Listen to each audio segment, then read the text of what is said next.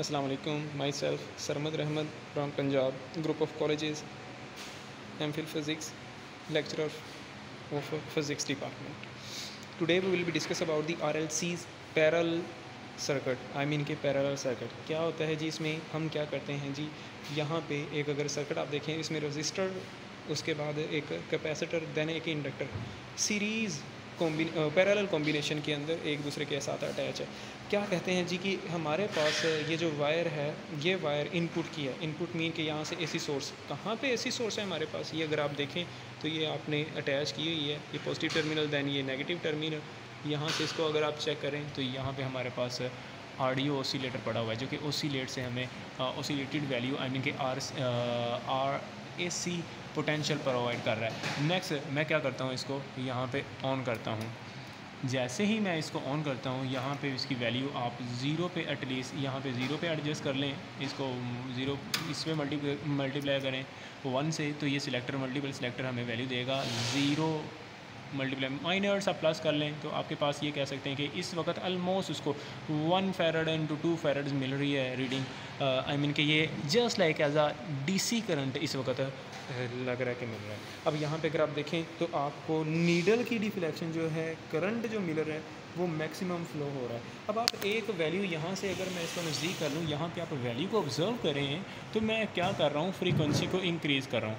मैं फ्रीक्वेंसी को जैसे जैसे इंक्रीज़ कर रहा हूँ, करंट की वैल्यू देखिएगा वो डिक्रीज़ हो रही होगी।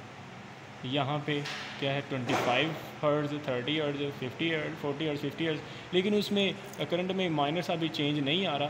दैट्स इसका मतलब है कि हमने कैपेसिटर या इंडक्टर जो लगाया हुआ है उसकी वैल्यू कुछ ज़्यादा फ्रीक्वेंसी मांग रही है। देन मैं क्या करता हूँ, सिलेक्टर करता हूँ, 10 से मल्टीप्लाई करूँगा तो यही हमारे पास जो करंट की वैल्यू है इस वक्त ये कंसीडर हो रही है, जैसा कि ये हमारे पास है 100, यानी कि 10 मल्टीप्लाई 10 100 फैरड। देन यहाँ पे 150 पे अगर चेक करें तो करंट की मैग्नीट्यूड है 130। नेक्स्ट मैं क्या करता हूँ, यहाँ पे सिलेक्ट करता हूँ, 10 से मल्टीप्लाई करें 200 हर्ट्ज़ पे इसकी करंट की वैल्यू थोड़ी सी कम हुई है 121। देन अगर मैं इसकी वैल्यू 25 मल्टीप्लाई कर दूँ 10 से तो 250 है। इसको 250 पे अगर देखें तो आपकी करंट की वैल्यू कम है। अगर हमें इसकी वैल्यू 30 हर्ट्ज़ पे कर देता हूँ तो 30 हर्ट्ज़ पे इसकी वैल्यू अगर आप देखें तो एक्सटीड हो रही है ऑलमोस्ट 80 पे। देन जैसे ही मैं 35 मल्टीप्लाई 10 करूँ तो 300 है।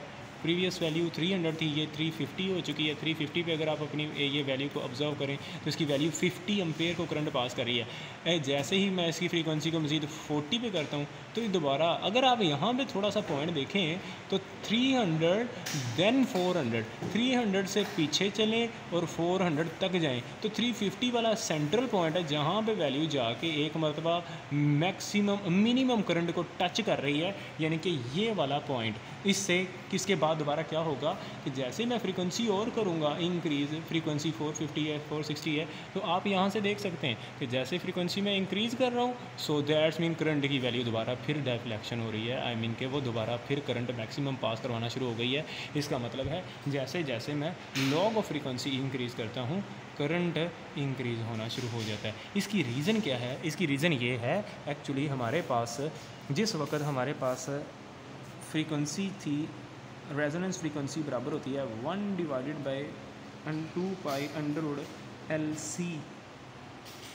अब ये किस वक्त आती है? जिस वक्त हम reactance of a capacitor and reactance of a inductor बराबर करते हैं। रिएक्टेंस का मतलब ये हुआ कि अगर मैं करंट की फ्रीक्वेंसी को, लेट्स सपोज मैं फ्रीक्वेंसी को लेस करता हूँ, इनिशियल मेरे पास फ्रीक्वेंसी होती है 0, देन मेरे पास XC की वैल्यू इन्फिनिटी होगी according to XC is equal to 1 divided by omega C के मुताबिक, और ओमेगा XL जो है वो हमारे पास होती है ओमेगा L के बराबर, जो हमारे पास वैल्यू बन जाएगी XL, वो हमारे पास 0 हो जाएगी। आप कैलकुलेट कर सकते हैं। और अगर मैं फ्रीक्वेंसी इन्फिनिटी दूं देन हमारे पास यही वैल्यू डिफ़र होगी, ये एक्स एल की वैल्यू हमारे पास इन्फिनिटी हो जाएगी और एक्स सी की वैल्यू ज़ीरो हो जाएगी। इसका मतलब ये कि जिस वक्त हम फ्रीक्वेंसी कम रखेंगे उस वक्त ये कैपेसिटर जो है ये इन्फिनिटी रेजिस्टेंस बियर कर रहा होगा, रिएक्टेंस। सो दैट्स मीन इधर से इस सर्किट से करंट आना पसंद ही नहीं करेगा, जिसकी वजह से सारे का सारा करंट पास कर जाएगा इस इंडक्टर के पास से। क्यों? क्योंकि जिस वक्त फ्रीक्वेंसी ज़ीरो है तो एक्स एल भी ज़ीरो है। अगर एक्स एल ज़ीरो है तो इसका मतलब ये हुआ कि सारे यहाँ पे करंट मैक्सिमम पास कर रहा है, तो मैक्सिमम करंट की वजह से ये वाला पॉइंट हमें मिलेगा, ये वाला। अगर जैसे ही मैं क्या करता हूँ, मैं फ्रीक्वेंसी को इंक्रीज़ करता हूँ, इसकी रिएक्टेंस बढ़ना शुरू हो जाती है, इसकी कम होना शुरू हो जाती है। एक ऐसा पॉइंट आता है दोनों की फ्रीक्वेंसी मीट कर जाती है, तो वो वाला पॉइंट ये कहलाता है, जिसको रेजोनेंस फ्रीक्वेंसी बोलते हैं। और ऐसे ही जैसे मज़ीद फ्रीक्वेंसी इंक्रीज़ करूँगा, अब क्या है, ये ज़्यादा रजिस्टिव सर्किट एक्ट करना शुरू हो जाएगा और जो कैपेसिटर है ये इतना ज़्यादा रजिस्टिव सर्किट एक्ट नहीं करेगा, तो ज़्यादा करंट इस सर्किट से पास होना शुरू हो जाएगा, कम करंट इस सर्किट से पास होगा। सो दैट्स मीन कम या मिनिमम आप कह सकते हैं। सो दैट्स मीन ये वाला पॉइंट जो है, ये पॉइंट कैसे हम कैलकुलेट कर सकते हैं, सिंपली रेजोनेंस फ्रीक्वेंसी का फॉर्मूला लगा के। तो अगर आप एल और सी को मल्टीप्लाई कर दें, आप यहाँ पे हमारे पास 350 हर्ट्ज़ फ्रीक्वेंसी आई है, इसका मतलब है आपके पास 500 मिली हेनरी है, आई मीन के 0.5 हेनरी और 0.4 माइक्रोफेरेड आपके पास कैपेसिटर है। आप वैल्यू इंसर्ट करके चेक भी कर सकते हैं, हमारे पास रेजोनेंस फ्रीक्वेंसी ऑलमोस्ट 350 की रेंज में ही आ रही है। फ़ी अमान अल्लाह, अल्लाह हाफ़िज़। सरमद रहमत, अस्सलाम वालेकुम।